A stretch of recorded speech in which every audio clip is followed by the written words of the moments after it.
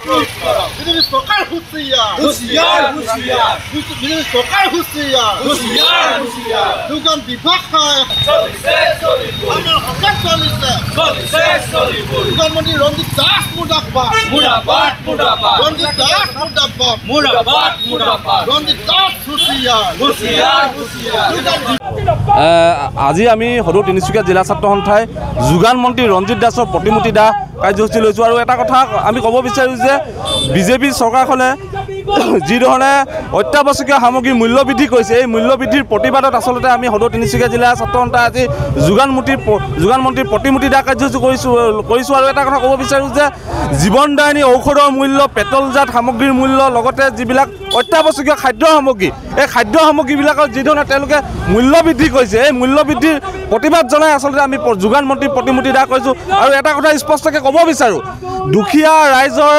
কোনো ধৰণৰ বেদনা এই চৰকাৰখনে আচলতে বুজিবলৈ তেওঁলোকে চেষ্টা কৰা নাই।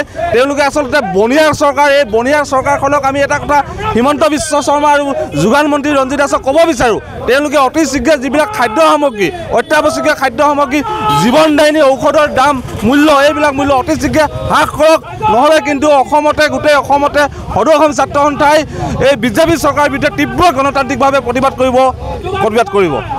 প্ৰতিমূৰ্তি দাহ কৰিছে। লগতে তেওঁলোকে যি ধৰণে অভূতপূৰ্বভাৱে তেওঁলোকে মূল্য বৃদ্ধি কৰিছে, আচলতে পেট্ৰল, ডিজেল, খাদ্য সামগ্ৰী, লগতে যি ঔষধৰ মূল্য বৃদ্ধি কৰিছে, আচলতে এনেকুৱা ধৰণকে জনসাধাৰণক যে জুৰুলা কৰি পেলাইছে নিশ্চিত। আৰু এটা কথা, নিৰ্বাচনৰ পাছতে কিন্তু তেওঁলোকে টোল গেট, পেট্ৰল, ডিজেল সকলোৰে মূল্য বৃদ্ধি কৰিলে। আচলতে এখন বুনিয়াৰ চৰকাৰ। আৰু তেওঁলোকে যি ভাবিছে মূল্য বৃদ্ধি কৰিছে, দুখীয়া শ্ৰেণীৰ ৰাইজক মাৰি তেওঁলোকক কেৱল হিতাধিকাৰী কৰি জীয়াই ৰাখিব, তেওঁলোকক 1200 টকা দি মাহে পুহি ৰাখিম বুলি যিটো পৰিকল্পনা কৰিছে, আচলতে ব্ৰিটিছৰ শাসনৰ দৰে বিজেপি চৰকাৰখনে কাম কাজ কৰিছে। আৰু ইতিমধ্যে নিৰ্বাচনৰ যি ইলেকশ্যনৰ ৰিজাল্ট, তাত বুজা গৈছে যে ৰাইজ হতাশ, তেওঁলোকৰ ক্ষোভিত। আৰু যদি তেওঁলোকে এনেধৰণৰ মূল্য বৃদ্ধি কৰি থাকে, 26ত এই হিমন্ত বিশ্ব শৰ্মা, ৰঞ্জিত দাস সকলোৱে নিজৰ গাদী হেৰাব। আৰু তেওঁলোকে বুজিবটো উচিত, আচলতে তেওঁলোকে পুঁজিপতিসকলক সন্তুষ্ট কৰিছিলে। আৰু আমি ভাবিছোঁ যে তেওঁলোকে চান্দা সংগ্ৰহ কৰিলে, নিৰ্বাচনৰ মতে চান্দা সংগ্ৰহ কৰা টকাখিনি কেনেকৈ বুনিয়াক ঘূৰাই দিব। এতিয়া এই মূল্য বৃদ্ধি কৰি মই মতালি কৰিব দিছে বুনিয়াসকলক, যে লুটমাত কৰিব দিছে, যেনেকৈ মন যায় মূল্য বৃদ্ধি। বজাৰত কোনো নিয়ন্ত্ৰণ নাই। চৰকাৰৰ এজন যোগান মন্ত্ৰী আছে, আমি নেভাবোঁ যে অসমৰ এজন যোগান মন্ত্ৰী আছে, তেওঁ কেৱল ফেচবুকত ব্যস্ত, সামাজিক মাধ্যমত ব্যস্ত, তেওঁ কোনো কাম নাই, তেওঁ পদত্যাগ কৰিব লাগে। বিজেপি সরকার হুঁশিয়ার হুঁশিয়ার হুঁশিয়ার বিজেপি সরকার হুঁশিয়ার হুঁশিয়ার হুঁশিয়ার দুগান বিভাগ খায় চলিছে চলিব আমার হকার চলিছে চলিছে চলিব প্রধানমন্ত্রী রঞ্জিত দাস মুর্দাবাদ মুর্দাবাদ মুর্দাবাদ রঞ্জিত দাস মুর্দাবাদ মুর্দাবাদ মুর্দাবাদ রঞ্জিত দাস হুঁশিয়ার হুঁশিয়ার হুঁশিয়ার আজি আমি সদৌ তিনিচুকীয়া জিলা ছাত্ৰ সন্থাই যোগান মন্ত্ৰী ৰঞ্জিত দাসৰ প্ৰতিমূৰ্তি দাহ কাৰ্যসূচী লৈছোঁ। আৰু এটা কথা আমি ক'ব বিচাৰোঁ যে বিজেপি চৰকাৰখনে যিধৰণে অত্যাৱশ্যকীয় সামগ্ৰীৰ মূল্য বৃদ্ধি কৰিছে, এই মূল্য বৃদ্ধিৰ প্ৰতিবাদত আচলতে আমি সদৌ তিনিচুকীয়া জিলা ছাত্ৰ সন্থাই আজি যোগান মন্ত্ৰীৰ প্ৰতিমূৰ্তি দাহ কাৰ্যসূচী কৰিছোঁ। আৰু এটা কথা ক'ব বিচাৰোঁ যে জীৱনদায়িনী ঔষধৰ মূল্য, পেট্ৰলজাত সামগ্ৰীৰ মূল্য, লগতে যিবিলাক অত্যাৱশ্যকীয় খাদ্য সামগ্ৰী, এই খাদ্য সামগ্ৰীবিলাকৰ যিধৰণে তেওঁলোকে মূল্য বৃদ্ধি কৰিছে, এই মূল্য বৃদ্ধিৰ প্ৰতিবাদ জনাই আচলতে আমি যোগান মন্ত্ৰীৰ প্ৰতিমূৰ্তি দাহ কৰিছোঁ। আৰু এটা কথা স্পষ্টকৈ ক'ব বিচাৰোঁ, দুখীয়া ৰাইজৰ কোনো ধৰণৰ বেদনা এই চৰকাৰখনে আচলতে বুজিবলৈ তেওঁলোকে চেষ্টা কৰা নাই।